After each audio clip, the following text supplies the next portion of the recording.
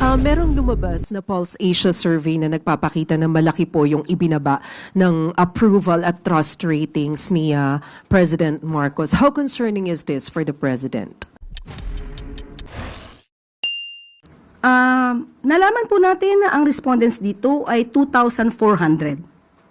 So sa 2,400, hindi naman po ito nagre-reflect ng sentimiento ng kabuuang more than 100 million people or Filipinos in the country.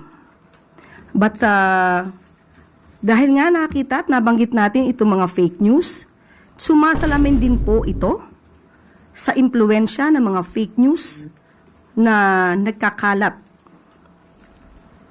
Katulad na sinabi, meron ng findings na nabanggit ang Reuters. At ito ay galing sa isang Israel-based data intelligence firm or disinformation security firm. And I quote, "The level of coordinated disinformation seen in the Philippines was far above the typical 7% to 10% range of online conversations globally about highly sensitive or polarizing issues." End quote.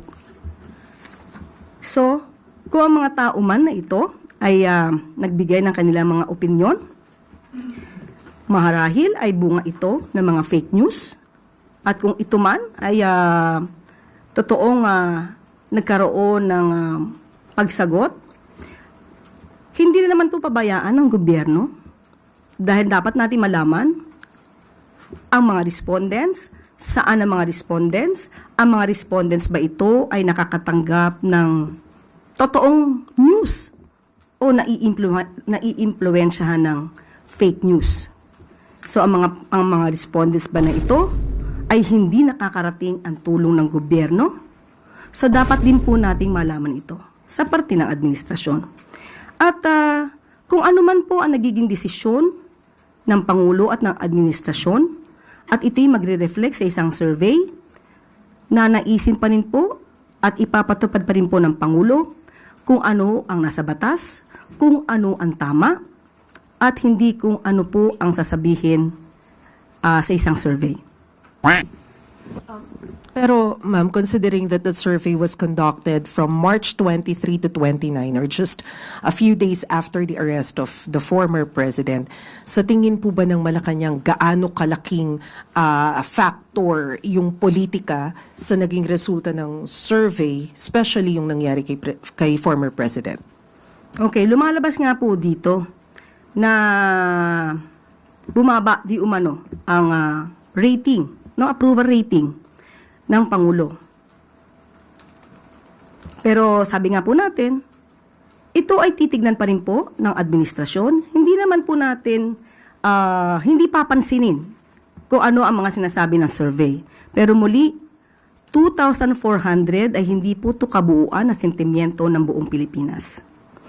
Magtatrabaho pa rin po ang Pangulo, katulad ng aking sinabi, kung ano ang tama, kung ano ang sa batas. Hindi dahil ito ang idinidikta ng tao na hindi naman naaayon sa batas.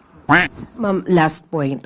During the interview of Pulse Asia President Ronald Holmes over through FM, kanina lamang po ito, ang sabi niya, isa daw marahil sa dahilan ng pagtaas din ng disapproval rating ni PBBM ay yung pagtugon sa pangunahing problema like yung matataas na presyo ng bilihin, kakulangan sa kita o yung sahod at yung paglaban daw po sa katiwalian. Where do you think the problem lies?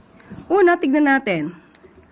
Nabanggitan natin, nagpakita na po tayo dito, nakausap na rin po natin at natanong po ninyo ang mga heads po ng ibang mga departamento patungkol po dito. Halimbawa po yung walang gutom program. Kaya nga, ang tanong po natin dito, 2,400, nakakarating po kaya ang serbisyo ng gobyerno? Pangalawa po, sinasabi po natin, di ba, na walang trabaho. Yung tungkol sa sweldo. Binanggit na rin po natin ang direktiba ng Pangulo patungkol po sa pagtaas ng sweldo sa pamamagitan po ng regional tripartite. So, hindi po yan tinulugan ng Pangulo. Yan po ang direktiba para po tumaas ang sweldo ng ating mga kababayan. So kung saan man nanggagaling po itong opinyon ni Holmes, Mr. Holmes, okay? Yan ay kanyang opinyon. Siguro mas maganda rin po na malaman niya kung ano ba talaga yung katotohanan. Baka po kasi nasasapawan ng good news ng mga fake news. Salamat, ma'am.